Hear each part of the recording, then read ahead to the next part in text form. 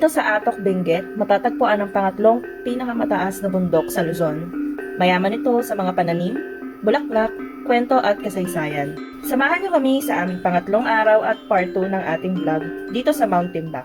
Ayan guys, si Mount Timbak is nasa Atok, Benguet, and ito yung pangatlong pinakamataas na bundok dito sa May Luzon. So first yung Punag, tapos second yung Tabayok, then Mount Timbak. Ang lamay talaga dito. Tapos ito guys, ito yung mga labanos. Bagong tanim lang daw yun, sabi ni ate. Tapos ito yung mga tinutumba ng hangin. Yan. Kaya tumumba siya, hindi na siya tutubo, maligray siya. Yan yung mga labanos. Yung tubo ng labanos pala dito is 3 months lang. 3 months lang, maka-harvest na yung mga labanos. So, dito sa side na to guys, makikita nyo, may mga iba't ibang klase ng bulaklak. Ito yung mga tinatawag nila na hydra. And may daisy din. Konti lang yung bulaklak kasi kahapon hinarvest na ni Ate Josie yung mga bulaklak. Tapos dinala na sa may dangwa.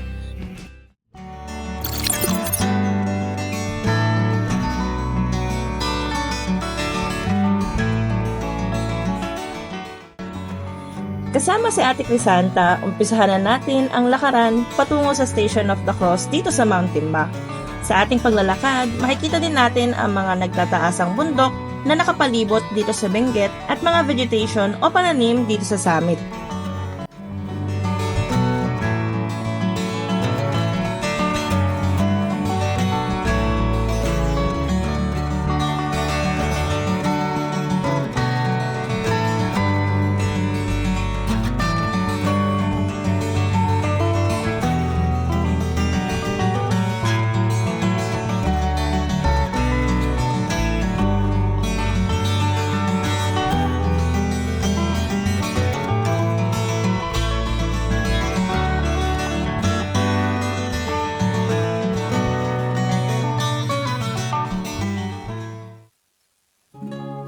Kailan sila nag-start mag-ano dito, te? Gawing parang tourist spot. Yung Timbak. kailan, ma'am? Parang nagpunta-punta yung mga tao. Ganun. Ngayong December. December, no? Oo. Dagsa. Hmm. Mag-holiday kasi eh. December. Maraming tumatawag kay ate na Nagpapabook. oo. Ito yung blueberry. Yun. Tikman mo yun. Paasig. Ayan. Asan yung blueberry dyan? Ay, ito. Yung atong mga ito. Blueberry yan, te? Ayun yun. Ba't pula? Hindi pa hinog. Ah. Blueberry din, no? Parang pasulpot-sulpot lang. Oo. Hindi pa hinog. Maasim yan. Parang alateris, no? Yung itsura. Oo. Wild berry sweet ito. Ah, wild berry. Mga ganyan-ganyan, pasulpot-sulpot dito. Kasi hindi talaga siya taniman ng mga berry-berry, no? Oo. Ba't pala wala kayong strawberry dito, te? Mahirap maalagaan na.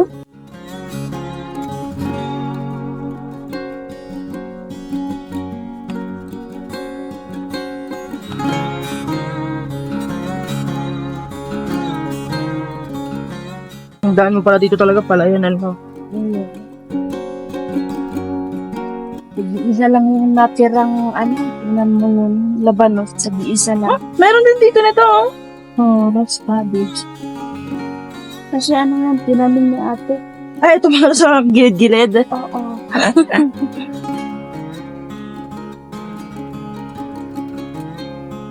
Maganda yung bulaklak niya. Oo. Hindi pa pala yan yung bulaklak. Oo, yan ang bulaklak niya.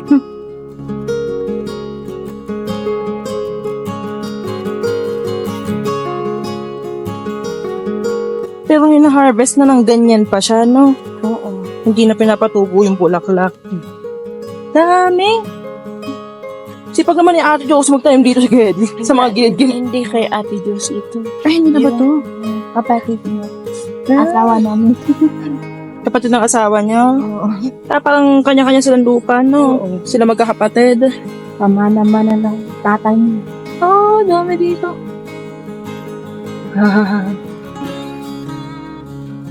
Wala pa si Sir. Oo, ganyan pa kapag senior to eh. Magagaan. Nagda-drone. Hindi, pinababa niya na eh. Babe! Babe! Na, ayan na. Ano? Mihinga ka pa? May picturean pa dito kung gusto ninyo. Na, yung... May spot pa.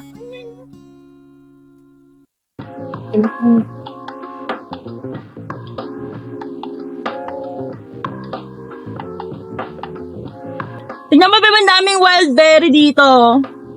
Mga wild berries. Tikman mo, matamis yan. Yan sila. Kinakain ng mga ano ito eh. Ibon? May tao. Hindi ko naman matamis, dapat tikman niya. Maasim. Paano masabi? Yung blueberry yung maasim. Ito matamis, yung wild berry. Ang dami rin ano dito, oh. Hydra. Hydra na puti. Masarap lang.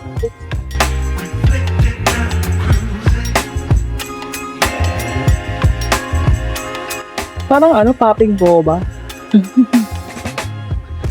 Saan liit? Kasama yung dahon, kakainin ko. Hindi.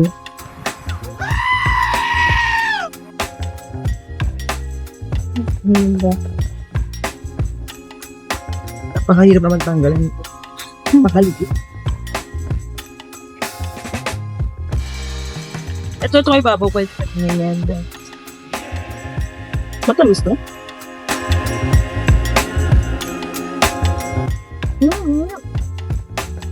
Pero parang ano no? Ano yung tawag dun? Parang sa saging. Oh. Parang may ano siya. Yung juice lang. Yung buto. O malaki yung buto.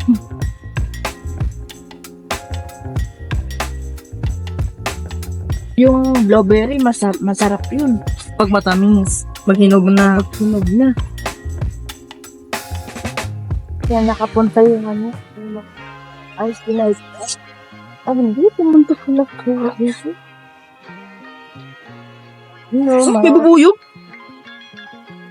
Ay, no. Yun yung ginagagat niya. Mga wild, no? Nabubuyog. Ito, parang yung... oo nga. Siguro hindi kayo maniniwala, ma'am. Diyan, pinipitas namin o yan, binibinta. May bumibili? Oo. Yan sa menu. Sinasama niya. Ito, puputulin namin ito. Ganyan na siya kalaki. Ito hindi siya lumalaki ng todo. Tapos yung bunga niyan, malaki din. Hindi, yun lang. Ganyan na talaga siya kalaki. Siya lalaki yung bunga. Ganun na. Piling mo hinahalo yan sa mga yogurt, gano'n, o kaya sa oatmeal. Kaya papak lang? Oo. Very, very. Sabi, may mga ano pa din sa baba. May mga labanos din sa baba na puti. Ay, may bulaklak. Eto, ano doon ko? Salamat. Salamat lang sila dyan. Pagpili. Labit pa rin dito. Ganda rin dito, oh. Ang daming pine tree doon sa baba. Oo. Dito hindi tumutubo masyado yung pine tree na. Hindi. Yan lang sa baba kasi yan lang gulog yung mga Samog. Ay, eto pala bangin na. Hindi na siya pala yan. Ang galing, no? Paano kaya nila parte-parte yung mga lupa dito? kasi yung Panginoon mo doon, noon, pamana-mana lang dun sa mga anak niya. Parang mga native lang, no? Dito. Tapos, tinamana.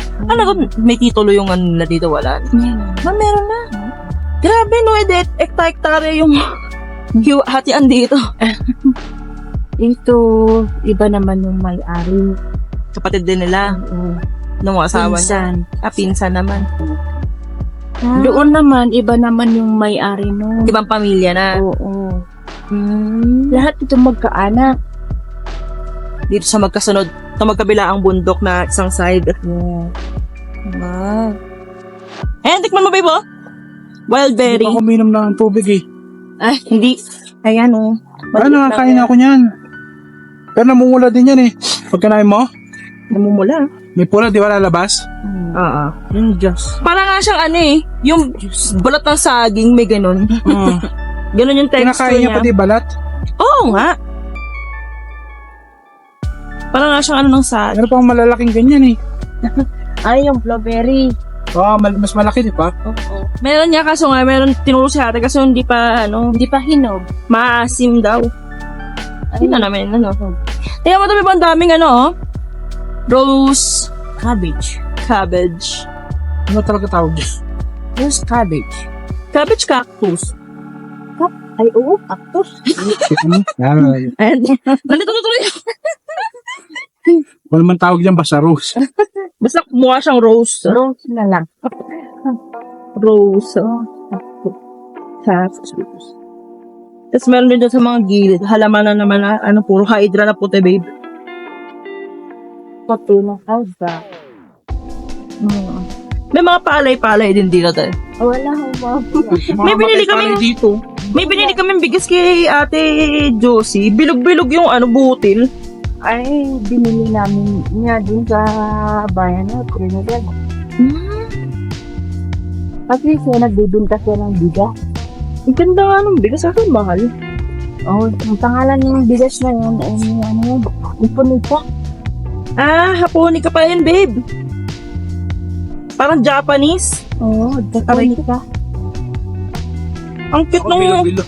parang parang pellet eh. Akala ko bilo-bilo. Bilo-bilo. Sira. Bila-bila. Ay, daming hydra dito, babe, oh. Oh. Natawag ito, Hydra? Ayan yung mga yan, yung purple, may white. Hydra? Oo. All hail Hydra. Kalaban ng Avengers.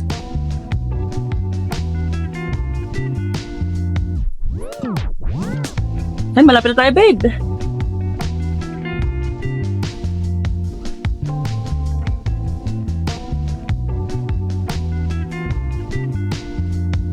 Ay, may mga swimming pool.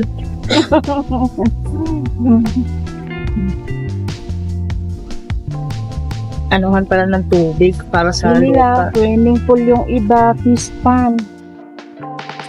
Ah, ginagawa rin fish pond. Yung iba, sinasabi nila na fish pond. Pero, Pang ano talaga naman. Palipad ang drone dito eh.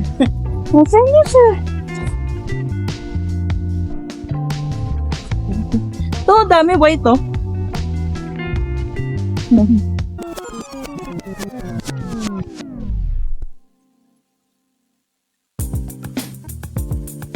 Nagyan nila itong tali kasi Naapakan. naaapakan. Labanas kasi nakatanim dito. Nakatanim lang. Ah. Yung labanos, alagain din ba yan po? Kahit na tanim mo, hayaan mo na lang dyan. Hindi na siya kailangan dilig-diligan? Oo. Ah. Wala kami pang dilig. Kahit yung hamog lang. Sa umaga, no? Oo. Ito, daming carrots, babe, oh. Oo, marami. Babe, daming carrots dito, oh. Nakaano na sa gilid. Mga reject na. Oo. Dito pa lang pala, sinusort na nila yung Ito galing ho yung carrot. Pwede naman po kayong pumunta doon. Tingnan niyo muna. May bunga naman, may bulaklak naman yung carrots. Ayan yung mga matataas yung na, no? Oo. Kagaya Yung na sa baba. Ha? Pinya? Ate, pinya laki yun. Pinya? Kita mo? Kita mo ba, be? Oo, yan pinya. Kala ko pinya. Pero ganyan, di ba? Yung sa Oo, okay. spike. Pero iba yung spike yan, yung May rose corona. cactus. Sarap pinya. Taniman ng carrots yan. Ayun, no? Carrots yan, no? It's a carrot. Pwede naman po kayo. Eto, carrot din to. Naku. Baka Dito. taniman nila ng naman ito. Labanon. Pagkatas ng carrot, labanos naman. Oo. Kasi yung hero ay yung labanos pang trap. Tayo ano to, mga grotto?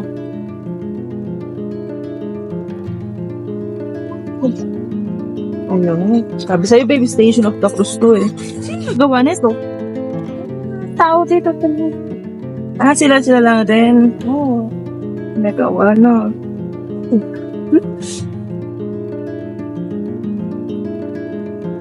Tapos bababa, di na tayo bababa. Yes, ma'am.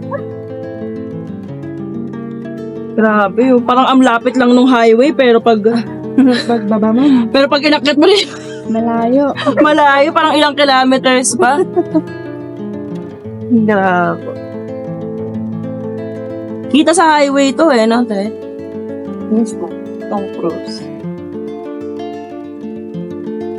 Ano pala tayo, no?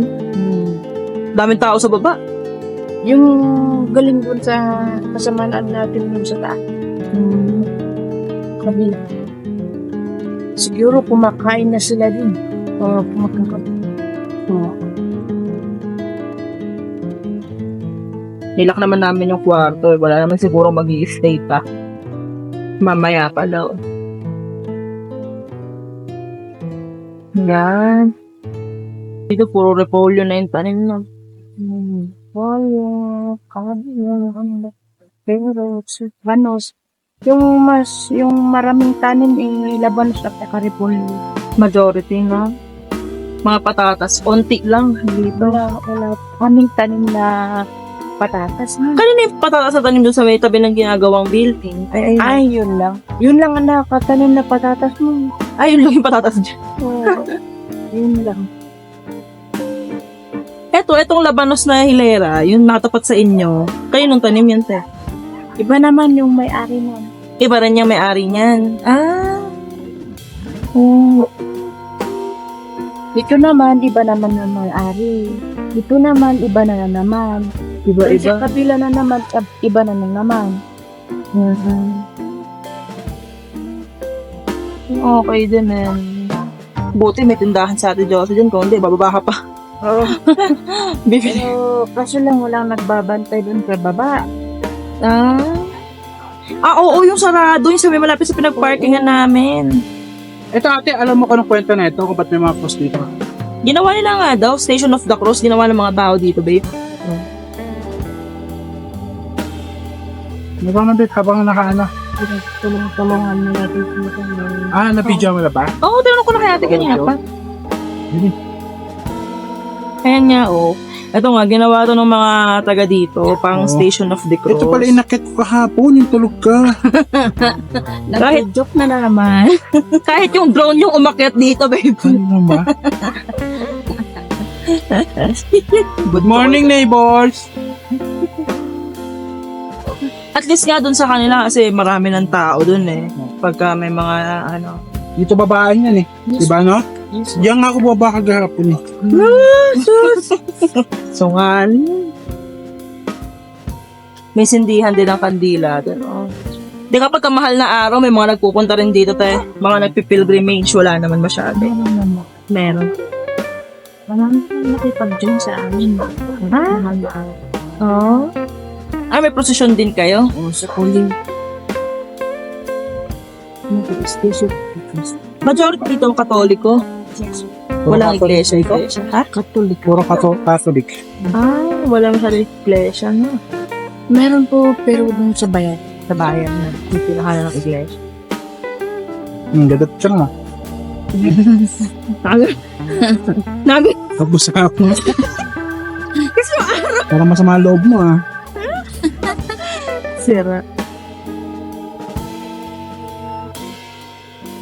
Ang gano'n ko iba to? Yung baterya pa ba? Tibay ng baterya na ito.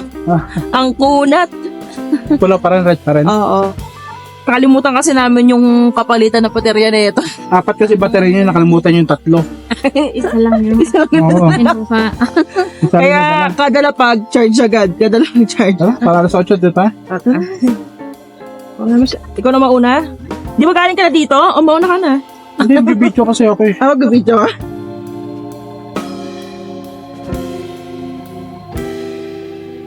Sabi mo, Pinahirapan ko yung sarili ko, meron palang daan doon na kabila. kaya nga eh. Kaya man, hindi ka kasi galing dito kahapon eh. Puro tulog kasi ginagawa mo. Tulog na tulog, puyat, kain na kain, gutom. Nala ko sabi mo, kaya ng kain, payat eh. Yan yung hindi totoo.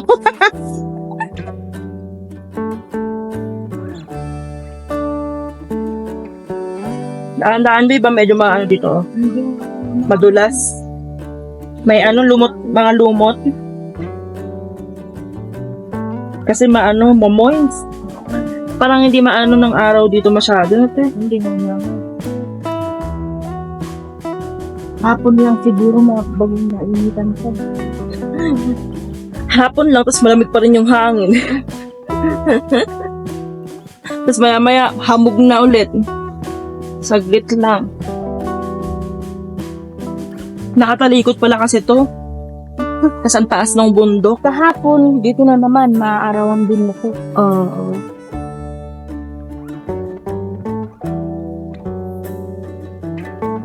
Kahit baba ka na dito, napapagod ka.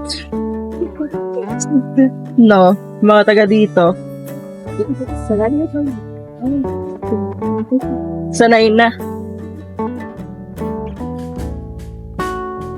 Sanay talaga.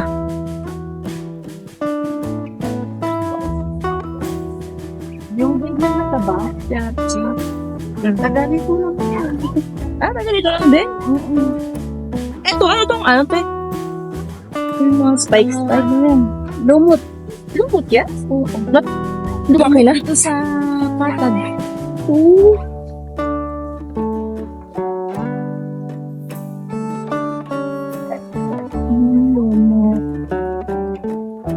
Lumot. Panalo mo. Yan, lumot? Ano nga, lagay ito eh. Cloud. Lagyan mo din sa...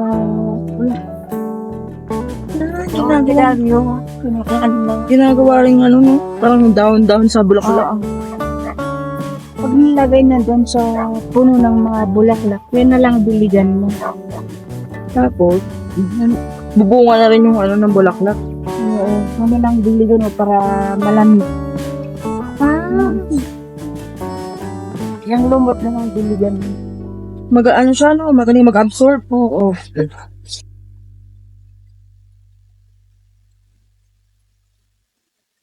Okay, good morning po. Dito welcome po kayo dito sa Mountain Back. Welcome na welcome po anytime. Ako po si Ate Josie. Parang parang isang frontliner ho dito sa Mountain Back. Tapos invite kayo kung gusto niyo pupunta. Ganito lang po kami. Pag halimbawa sa entrance fee is 100 pesos per head. Pag sa tour guide fee, 100 pesos per head din. So, bali isang tao, 200, ganun lang ho. Tapos, nag-offer kami ng, meron akong homestay. Homestay na lang para parang simpleng, homestay, bali 3 kwarto, 2 sa taas, may isa dito sa baba. Pero pag halimbawa naman kumulang yung kwarto namin, meron kaming stock room. Pero pwede namang patulugan, pwedeng maglapag with foam na parang 2 stock room kami. Lapag lang, kaya lang may foam na i-offer sa inyo na sa kwan. Tapos dun sa stock room na isa, may simpleng kitchen din. Pwedeng magpasok ng lamisa doon. Tapos dito din sa 2 kwarto sa taas, may CR na doon na isa, may kitchen na, kompleto na ho yung utensils na magagamit sa pagluto. Yun lang ho. Tapos pag halimbawa naman gusto nyo mag-camping, nag-offer kami naman ng camping site. Pwede naman dyan sa likod ng bahay, tapos pwede na sa taas-taas nitong bahay namin, pwede naman dito sa labas, pwede naman sa summit kasi meron ng CR doon. Kaya pag sarili nyo ang tent, halimbawa sa inyo na ang tent, mga beddings, yung campsite na lang ang babayaran nyo sa amin, 350 per head. Ngayon, pag wala naman kayong dalang tent at saka bedding, sa amin lahat ipoprovide namin ang tent, tapos beddings, and then yung area, bali 750 po isang tao. Ganun lang ho yun. Tapos pag sa naman sa reservation ng aming homestay, tapos pati rin kasama rin sa tent kasi baka naman dagsahan kayong darating, kailangan din booking yung pag namin sa camping area and then sa homestay. Kailangan mag-advance ng booking para ma-reserve agad. Pag ako naman nagpapa-advance payment ako sa homestay ko for confirmation reservation ho. Yun lang ho. Thank you so much. Dito kami sa Mountain Back. Welcome anytime. Ito palang sinabi na pag mag-wish kayo, i-wish nyo na lang sa cellphone nyo na Jack Homestay of Mountain Back ang pangalan nitong homestay ko. Taga bundok, malalakas.